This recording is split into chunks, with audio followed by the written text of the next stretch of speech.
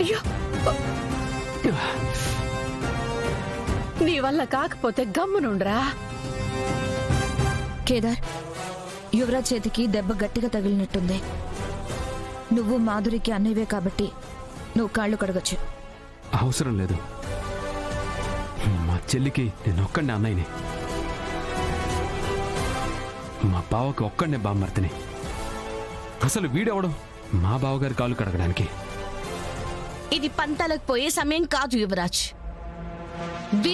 వీడెవడు అంటున్నావు? నిజంగా కేదార్ ఎవరో నీకు తెలీదా?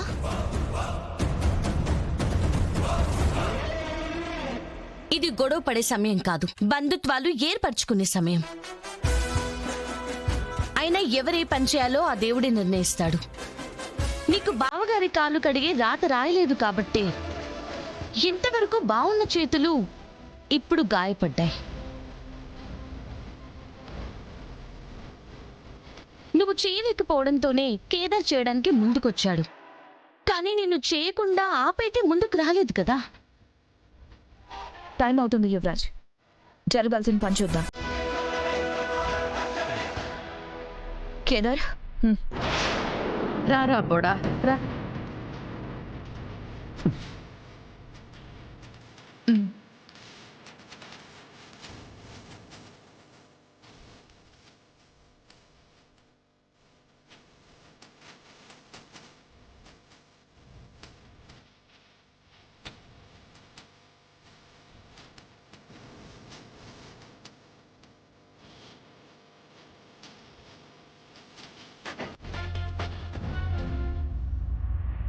నేను చెయ్యాల్సిన పని వాడు చేస్తుంటే అందరూ చూస్తూ ఊరుకున్నారు.